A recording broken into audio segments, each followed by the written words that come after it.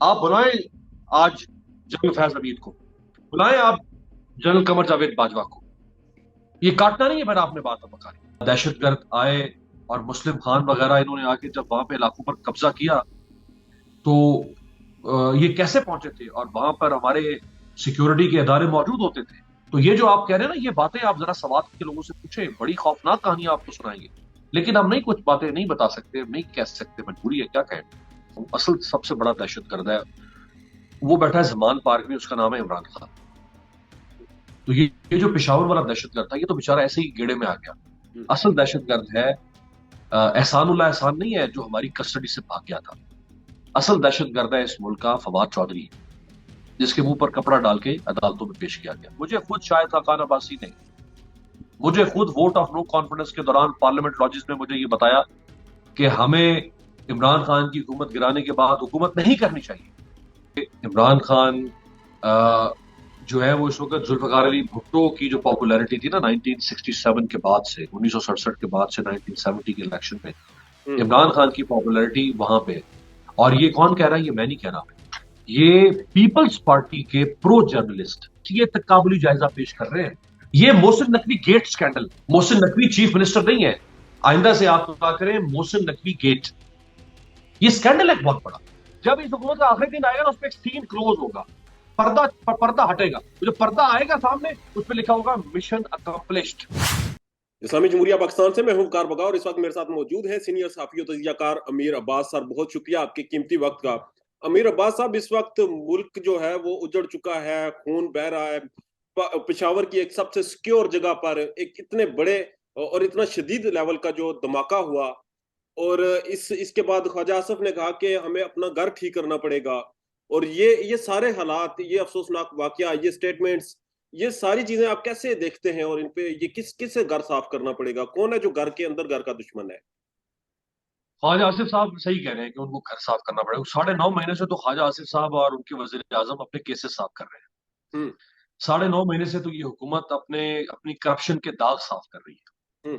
9.5 महीने से पहले जो ये गुजरे हैं उसमें ये जेलों में से जो इनके लोग पड़े हुए थे उनको साफ कर रही है। तो जाहिर बात है, जब उधर की सफाई मुकम्मल होती तो फिर ये केसों की सफाई करते हैं ना, जो दहशतगर्दी के केस हैं उनकी सफाई करते हैं, हम्म। और जो दहशतगर्द है उनकी सफाई करते हैं। दो लोग अहम है, एक वजीर दिफा ये जो ख्वाजा आसिफ साहब हैं, एक वजीर दाखिला है राना सनाउल्लाह साहब। इन दोनों की जिम्मेदारी थी बुनियादी तौर पर ये दहशतगर्दी सूबाई मामला है, लेकिन ये खालिसतन सूबाई मामला नहीं, हम्म। ये खालिसतन वफाकी मामला हम्म। है। एक है मामूल का लॉ एंड ऑर्डर, पुलिसिंग, चोरी डकैती कत्ल जराइम वारदात, वो पुलिस देखती है। हम्म। ये जो दहशतगर्दी है, इसको वफाकी हुकूमत के मातहत इदारे देखते हैं, जिसमें इंटेलिजेंस एजेंसीज है हमारी, जिन्होंने बड़ा अच्छा काम भी किया है। हम्म। फिर वो कॉपरेशन और कोऑर्डिनेशन रखती है सीटीडी के साथ, काउंटर टेररिज्म डिपार्टमेंट, जो सूबाई सतह पर होते हैं। हम्म। तो वफाक इसमें दस्तबरदार नहीं हो सकता इस जिम्मेदारी से। अगर ये जिम्मेदारी उठाकर फेंकना चाहते हैं महमूद खान के ऊपर, हम्म। तो ये जिम्मेदारी इन 9.5 महीनों की इनके ऊपर भी आए। तो इसका जवाबदेह सिर्फ महमूद खान नहीं हो सकता, इसका जवाबदेह राना सनाउल्लाह भी है, इसका जवाबदेह ख्वाजा आसिफ भी है, इसका जवाबदेह प्राइम मिनिस्टर भी है। क्योंकि जब इमरान खान साहब के जमाने में वाकयात होते थे तो ये जिम्मेदारी इमरान खान पर डाला करते थे, और ये वही जवाब देते थे जो जवाब मैं अभी आपके सामने रखा हूं। और यही जवाब होता है कि वफाकी हुकूमत इसमें, क्योंकि वो शरीक इक़्तिदार है, तो वो जवाब दे। सो इसके ऊपर सियासत, जो कल प्राइम मिनिस्टर ने की एक खिताब, उसमें उन्होंने इमरान खान साहब और पीपीके के ऊपर डालने की कोशिश की मलबा कि हम्म। हम इतने 100 अरब दे चुके हैं, और उसके बाद जाके जो है वो ये वाकया अगर हो रहा है तो वाकया कैसे हो रहा है। तो फिर ये भी तो बताए ना कि ये जो दहशतगर्द पाकिस्तान में वापस दाखिल हुए हैं, बुलाएं आप बुलाएं आज जनरल फैज हमीद को, बुलाएं आप जनरल कमर जावेद बाजवा को। ये काटना नहीं है, मैंने आपने बात बकानी ठीक है। बुलाएं कमर जावेद बाजवा साहब को और फैज हमीद साहब को, और उनसे पूछें कि इन दहशतगर्दों को पाकिस्तान आने की इजाजत किसने दी। पाकिस्तान का कोई वजीर आजम जो है वो जुरत कर सकता है इतनी बड़ी फॉरेन पॉलिसी मैटर, कोई इतना बड़ा फॉरेन पॉलिसी डिसीजन लेने का कि हमने टीटीपी के साथ मुज़ाकरात करने। और पाकिस्तान का प्राइम मिनिस्टर जो है वो उसके बालों में जो लीकें होती हैं उनके साथ मुज़ाकरात की जरूरत नहीं कर सकता। वो टीटीपी जो यहां से भागी हुई है, जो तोरा बोरा में बैठी है और जलालाबाद में बैठी, उस टीटीपी के साथ प्राइम मिनिस्टर की जरूरत है कि वो कहे कि इनके साथ मुज़ाकरात करो और जेलों में से कैदियों की का जो है वो एक्सचेंज करो। एक्सचेंज ऑफ प्रिजनर्स की जरूरत कर सकता है प्राइम मिनिस्टर? बुलाएं जनरल बाजवा को और बुलाएं जनरल फैज हमीद, उनसे पूछा जाए। आज करें ना, ये इंडोर कर, इतनी जरूरत नहीं है इस हुकूमत के अंदर अगर, तो ये इंडोर पार्लियामेंट का सेशन करें, उसमें बुलाएं कमर जावेद बाजवा साहब को, उसमें बुलाएं जनरल फैज हमीद साहब को, और ले पार्लियामेंट उनसे ब्रीफिंग, और पूछे कि इन 9.5 महीनों के अंदर या उससे पहले ये दहशतगर्द वापस, इनका कम कैसे हुआ, जिन दहशतगर्दों को मार के पाकिस्तान से भगाया था वो कैसे वापस आए। सर ये जो कोर कमांडर्स की मीटिंग हुई उसमें भी इस वाक्य को एक बिल्कुल साइड से थोड़ा सा इस पे डिस्कस किया गया कि पाकिस्तानी अवाम को इस तरह से डराया नहीं जा सकता, जबकि बाकी बातें मसला कश्मीर और कश्मीर में भारतीय मजालम के ऊपर की गई हैं। तो पाकिस्तान के अंदर जो कुछ हो रहा है, क्या ये इतना साइड टॉपिक था कि इसे बिल्कुल एक एक नजरअंदाज किया गया और इस तरह डिस्कस किया गया जैसे ये कोई गैर जरूरी मामला था? असल में कोर कमांडर कॉन्फ्रेंस के का जो एलामिया जारी होता है ना, वो बहुत मोहतात अल्फाज में जारी किया जाता है, हम्म।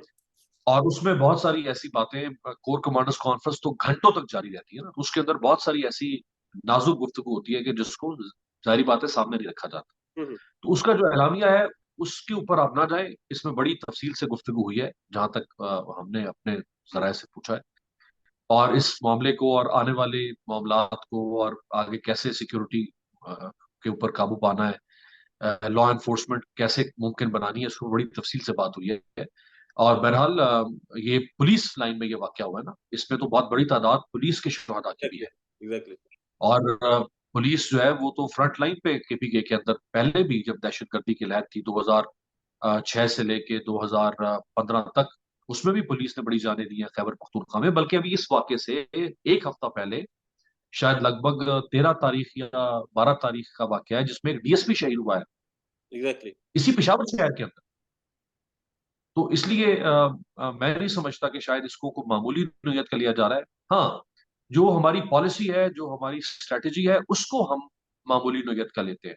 और वो स्ट्रेटेजी ये है कि हम जानते हैं कि ये जो दहशतगर्द है, ये बदबख्त लोग, इनकी सोच बहुत बुरी है। हम समझते हैं कि हम इनके साथ ताल्लुकात ठीक कर सकते हैं, ये खारिज है, इनकी सोच को आप ठीक नहीं कर सकते हैं। जो शख्स मस्जिद में पहली सफ में पहुंचकर अपने आप को बम से फाड़ देता है या फोड़ देता है, उसकी सोच को आप तब्दील कर सकते, उसके साथ आप दोस्ती का हाथ बढ़ा सकते हैं, उनके लिए उसके फिर साथ सुलह कर सकते हैं। उनके साथ जो मुज़ाकरात किए गए, फिर उस पे तो सवाल उठता है कि आपने मुज़ाकरात क्यों किए? अगर इनकी इनकी सोच से आपने लड़ सकते हैं, इनकी सोच का मुकाबला नहीं किया जा सकता, इनकी सोच इतनी गंदी है, तो फिर उनके साथ मुज़ाकरात करके उनको पनाह देना और उनके लिए नरम गोशा रखना। इसीलिए ना, देखे ना, यही तो मसला है इस मुल्क का, कि जब फैसले पाकिस्तान के मुंतखब लोग नहीं करेंगे, हुँ। जब फैसले कहीं और से होंगे, बहरहाल सर, जब फैसले मुंतखब लोगों से करवा दिए जाएंगे। हुँ। केपी की जो एलीट फोर्स है, उन्होंने नारे लगाए और नारे ये थे कि ये जो नामालूम है, हमें मालूम है ये कौन है। और इस तरह के रियासत मुखालिफ जो नारे थे, आप समझते हैं कि ये गिले-शिकवे हैं या फिर ये रियासत के साथ नफ़रत की एक आग है कि वर्दी में मबलूस जो मुलाज़िम हैं, वो इस तरह के नारे लगाते हैं? देखिए, शुरू में गिले शिकवे ही होते हैं वकार, हुँ। फिर वो गिले शिकवे जो हैं वो तब्दील हो जाते हैं नफरत की आग के अंदर, ठीक है। फिर वो नफरत की आग बगावत में तब्दील होती है, फिर बगावत जो है वो 1971 में सकूत ढाका में तब्दील होता है। तो तो ये इस इसे वक़्त जो कहते हैं हालात हैं, हम डोमिनो कौन-सी इफेक्ट। स्टेज पे हैं? इस वक़्त जो हालात हैं, हम कौन-सी स्टेज पे हैं? अभी हम तीसरी स्टेज पर पहुंच चुके हैं। अच्छा। जी, अब इस वक्त जो लोगों के अंदर बगावत की जज्बात और नफरत के जज्बात जो है वो बगावत में तब्दील हो रहे हैं, हम तीसरी स्टेज में पहुंच चुके हैं। ये जो आप पेशावर के एलीट फोर्स की बात कर रहे हैं, आप जरा सवात जाएं, और सवात में जो आज इस वक्त 40 के पेटे में है, 50 के पेटे में है, आप उन लोगों से पूछें कि सवात ऑपरेशन जब हुआ और सवात के अंदर जब दहशतगर्द आए और मुस्लिम खान वगैरह इन्होंने आके जब वहां पे इलाकों पर कब्जा किया, तो ये कैसे पहुंचे थे, और वहां पर हमारे सिक्योरिटी के इदारे मौजूद होते थे। हुँ। और वो जो खूनी चौक है मंगोरा में, जिस खूनी चौक में लाकर ये वहां पे गर्दनें काटते थे और लटका देते थे, और किसी की जरूरत नहीं होती थी कि उन लटकी हुई लाशों को उतारे, और उससे चंद फासले के ऊपर हमारी ही चेक पोस्ट हुआ करती थी। एक सड़क के ऊपर ये हमारी चेक पोस्ट होती थी, हमारी जमरात, हमारी रियासत की चेक पोस्ट, ठीक। और उस चेक पोस्ट से कुछ फासले के ऊपर तालिबान की चेक पोस्ट होती थी। यानी स्टेट विद इन स्टेट हमें नजर आ रहा था कि वो सामने दहशतगर्द है, उसने अपनी चेक पोस्ट बनाई। तो ये जो आप कह रहे हैं ना, ये बातें आप जरा सवात के लोगों से पूछें, बड़ी खौफनाक कहानी आपको सुनाएंगे। लेकिन हम नहीं, कुछ बातें नहीं बता सकते, नहीं कह सकते, मजबूरी है, क्या कहें। बहरहाल सर, हम आते हैं इस वक्त जो मुल्की हालात हैं, और फिर इन हालात में बजाय इलेक्शन की तरफ जाने के और बजाय कुछ बेहतर फैसले करने के इंतकामी कार्रवाइयां की जा रही हैं। हमने देखा माजी में भी जिस तरह सहाफियों पे तशद्दुद किया गया, सियासी रहनुमाओं पे किया गया, फवाद चौधरी को काला कपड़ा डाल के अदालत में लाया जाता रहा और उनके साथ जो कुछ किया गया, उनकी अहलिया के साथ जिस तरह उनकी तजलील की जाती रही अदालत में, और आज जो परवेज लाई के घर में जिस तरह छापे मारे गए, ये सारी इंतकामी कार्रवाइयां शरदाना जो गुलजार है उन पर गद्दारी का मुकदमा दर्ज किया गया। इन मुकदमात से, इन कोशिशों से, ये डराने की जो कोशिश की जाती है, इनसे क्या नतीजा निकलेगा? असल में ये अब आप सही बात की तरफ आए हैं। मसला ये है कि जो असल दहशतगर्द है ना इस मुल्क का सबसे बड़ा, मैं पहले भी कह चुका हूँ, असल सबसे बड़ा दहशतगर्द है, वो बैठा है जमान पार्क में, उसका नाम है इमरान खान। तो ये जो पेशावर वाला दहशतगर्द था, ये तो बेचारा ऐसे ही गेड़े में आ गया। असल जो दहशतगर्द है जिसको रियासत 9.5 महीने से जिसको मारना या मिटाना चाहती है, वो इमरान खान है। हम्म, असल दहशतगर्द है एहसानुल्लाह एहसान नहीं है जो हमारी कस्टडी से भाग गया था। असल दहशतगर्द है इस मुल्क का फवाद चौधरी, जिसके मुंह पर कपड़ा डाल के अदालतों में पेश किया गया। असल दहशतगर्द है इस मुल्क का 75 साल का सेनेटर, सेनेटर आजम सवाती, जिसको 2 दफा इस्लामाबाद में पकड़ा गया, यहां से उठा के उसको बलूचिस्तान जाके फेंका, बलूचिस्तान से जाके उसको सक्खर फेंका गया। असल दहशतगर्द है शहबाज गिल। असल दहशतगर्द गर्द है डॉक्टर यास्मीन राशिद। असल दहशतगर्द है हमाद अजहर।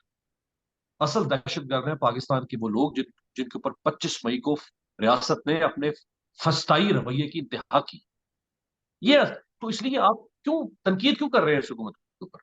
ये हुकूमत सही दहशतगर्दों के पीछे पड़ी हुई है ना, तो उनको करने दें अपना काम। ये जो धमाके करते हैं, जो बम फाड़ते हैं, ये दहशतगर्द नहीं है इतने बड़े। जो सर, बड़े दहशतगर्द हैं उनके ऊपर रियासत काम कर रही है। तारीफ करें इस हुकूमत की आप। इस हुकूमत के जो लोग हिस्सेदार हैं, जो इस हुकूमत में मौजूद हैं, उनमें ख्वाजा आसफ वो कहते हैं कि ये कौम गिरवी रख दी गई है, और सेनेटर मुशाहिद हुसैन कहते हैं कि ये लूली लंगड़ी जमहूरियत है।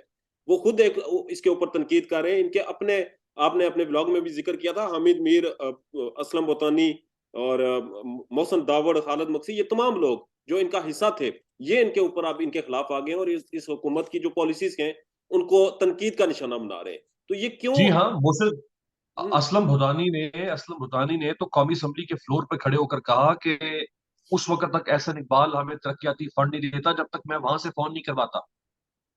कहाँ से? मोहसिन दावड़ ने असेंबली में खड़े होकर कहा कि ये अपने केसेस माफ करवाने के लिए आए हैं, ये असेंबली का बिजनेस नहीं चला सकते। खालिद मकसी बलूचिस्तान अवामी पार्टी के, उन्होंने कौमी असम्बली में बैठकर कहा कि इमरान खान का लेटा था फौज के सामने जितना ये लेट गए। हम्म, ये भी सेनेटर मुशाहिद हुसैन सैयद ने पार्लियामेंट के फ्लोर पे खड़े होकर क्या कहा है कि इस लानत है ऐसी हुक्मरानी के ऊपर जो हमें ऊपर, इसको हुकूमत कहते हैं, दफा करें, लात मारे इसको। ये कौन सी हुकूमत मिली हुई है आप? खुद हुकूमत के लोग कह रहे हैं कि ये आज जो फैसला किया है शाहिद खान अब्बासी ने, मुझे खुद शाहिद खान अब्बासी ने, मुझे खुद वोट ऑफ नो कॉन्फिडेंस के दौरान पार्लियामेंट लॉजिस में मुझे ये बताया कि हमें इमरान खान की हुकूमत गिराने के बाद हुकूमत नहीं करनी चाहिए, अच्छा। हमें इलेक्शन में जाना चाहिए। वो 9.5 महीने से इस बात के ऊपर खफा है कि हम क्यों हुक्मरानी करके मजे ले रहे हैं। तो ये तो हुकूमत के अंदर मोहसिन दावड़ कोई सियासत डॉट पीके का नुमाइंदा तो नहीं है ना मेरा कोई दोस्त है, ना मेरा रिश्तेदार है। बिल्कुल। असलम भुतानी या खालिद मकसी, अच्छा, जो अभी बलूचिस्तान अवामी पार्टी के बाद जो बीएनपी बैंगल के लोग नाराज हुए हैं इस हुकूमत से, सरदार अख्तर बैंगल कहाँ है? एएनपी, एएनपी क्यों नहीं इत्तेहादी बन रही काबीना में इस हुकूमत की? क्यों नहीं एएनपी आ रही काबीना में? एएनपी ने क्यों नहीं गवर्नरशिप ली? एएनपी इस पीडीएम का हिस्सा थी ना। बिल्कुल। एएनपी कह रही है कि हम कोयलों की दलाली में मुंह काला नहीं करवाना चाहते। गवर्नरशिप एएनपी ने नहीं ली, वो फिर मौलाना के समझी को दे दी उन्होंने। तो ये तो अब तो इस हुकूमत के अपने चहीते साथी हामिद मीर जैसे लोग, उन्होंने इनका दिफा करना छोड़ दिया यार। सर, आप अब तो इस हुकूमत के अपने लोग इनको बुरा भला, जो जो इनको लाने वाले थे, वो इनसे पीछे हट गए। वो सर इनसे पीछे हट के इनके अपने लोग इन पर तनकीद कर रहे हैं, इस्तीफे दे रहे हैं। इनके सीनियर जो पार्लियामेंटेरियन थे वो इस्तीफे दे रहे हैं, जबकि इनके लीडर जो है वो बिलावल और आसफा है, यहाँ पर मरियम नवाज को सामने लाया जाता है और मरियम नवाज कहती हैं कि ये जो मरूसियत का शोर मचा रहे हैं ये अवाम की आवाज है, जबकि अवाम की आवाज की तर्जमानी करते हुए कैप्टन सफदर कहते हैं कि वो 60 साल शख्स जिनको यूथ विंग का सदर बनाया गया, वो कहते हैं जिसको मेरी यूथ देखनी है वो भलाई मंजिल में आए। कैसी जुबान इस्तेमाल कर रहे हैं और ये कौन से नजरिए को फॉलो करके चल रहे हैं सर?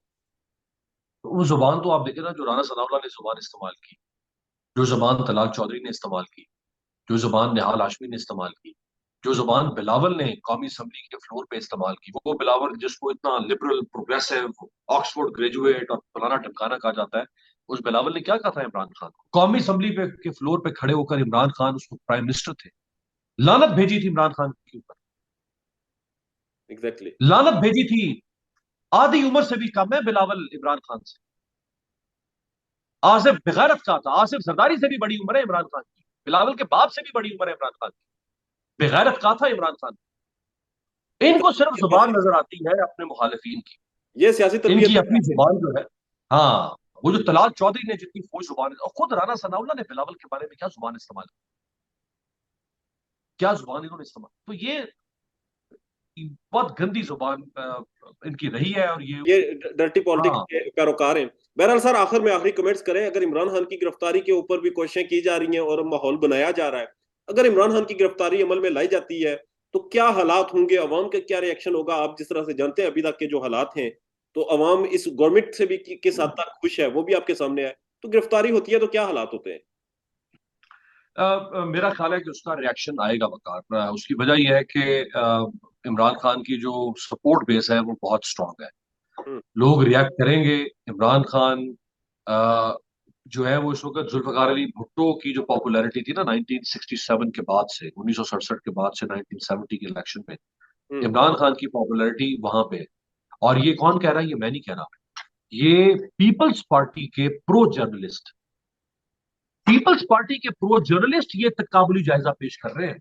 वो मजबूर हो गए हैं, यानी उनके मुंह से इमरान खान के लिए खैर का लफ्ज कभी नहीं निकला। वो ये कह रहे हैं कि जिस तरह जुल्फिकार अली भुट्टो की मकबूलियत थी उस तरह आज इमरान खान की मकबूलियत है। और भुट्टो साहब के बारे में कहा जाता था कि वो खंबे को भी खड़ा करेंगे, वोट देगा और वो वोट जीतेगा। इमरान खान ने साबित कर दिया। इमरान खान ने कराची में महमूद मौलवी को टिकट दिया। महमूद मौलवी को 99.9% पाकिस्तानी नहीं जानते, डॉक्टर आमिर लियाकत की सीट के ऊपर महमूद मौलवी इलेक्शन जीत गया। ऐसा ही है। वो खंबा था, उस खंबे को टिकट दिया, वो खंबा जीत गया। इमरान खान ने ये जो 8 में से 7 सीटें जीती ना, जिनके ऊपर वो खुद खड़ा हुआ, उनमें से एक सीट ये जो हंगू या ये कहीं ये पारा चुनार वाली साइड पे जो थी, ये वाहिद इलेक्शन है अपनी नौयत का, वाहिद इलेक्शन पाकिस्तान की तारीख का कि जिस हल्के में इलेक्शन हो रहा है उस हल्के में कैंडिडेट एक दफा नहीं गया। मैं इलेक्शन लड़ रहा हूं, मैं एक दफा हल्के में नहीं गया, लेकिन मैं इलेक्शन जीत गया हूं। तो आइंदा इलेक्शन में भी अगर इमरान खान इलेक्शन में आते हैं तो ये मकबूलियत जो है, इससे मुखालफिन जो है वो खाइफ है। खायफ है ना, बिल्कुल खायफ है। यानी असल में डर तो उनको इस वक्त इमरान खान की मकबूलियत का, ये जो मोहसिन नकवी पूरा प्लॉट है, हम्म। मोहसिन नकवी गेट है। जैसे वो था ना memo gate, water gate scandal, memo gate scandal, party gate scandal, ये मोहसिन नकवी गेट स्कैंडल। ठीक है। मोहसिन नकवी चीफ मिनिस्टर नहीं है। आइंदा से आप क्या करें, मोहसिन नकवी गेट, ये स्कैंडल है बहुत बड़ा। मोहसिन नकवी साहब का चीफ मिनिस्टर बनना, ये वो निगरान आप ही के, तो मैंने सबसे पहले बताया था आप ही के प्रोग्राम में कि मोहसिन नकवी ने क्या खेल खेला था, वोट ऑफ नो कॉन्फिडेंस। तो बहुत वो आपका वो प्रोग्राम वायरल भी हुआ।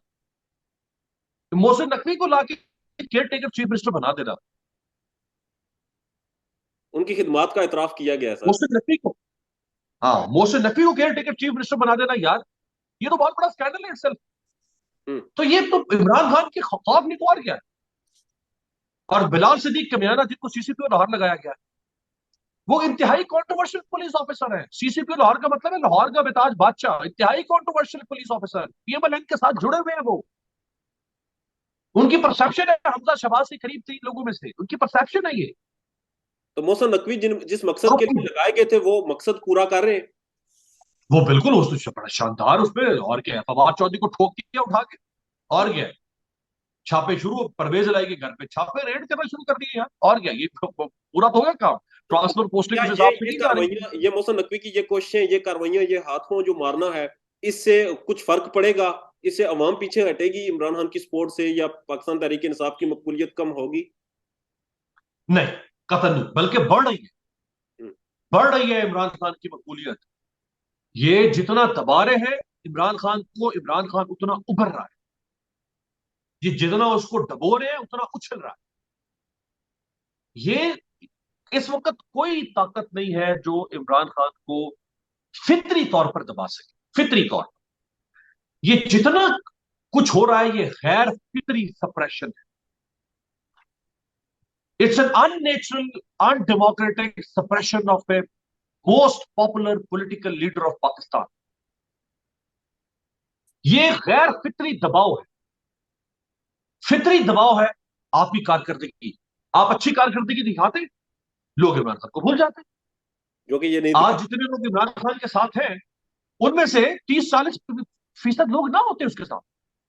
मैं आपको बड़ी जिम्मेदारी से ये बात बता दूं, मैं आपको इस बात की गारंटी दे रहा हूं, मैं जिम्मेदारी के साथ आपको बात बता रहा हूं कि अगर ये इनकी कारकर्दगी अच्छी होती, जो ये कहते थे, जो ये झूठ बोलते थे, जो ये झूठ बोल के इकतदार में आए कि हम ये करेंगे वो करेंगे, अगर ये इन्होंने वो किया होता और जो इन्होंने अपने केसेस आते साथ माफ करवाए वो ना करवाए होते, आज 30 से 35% इमरान खान की जो मकबूलियत है वो कम हो चुकी होती।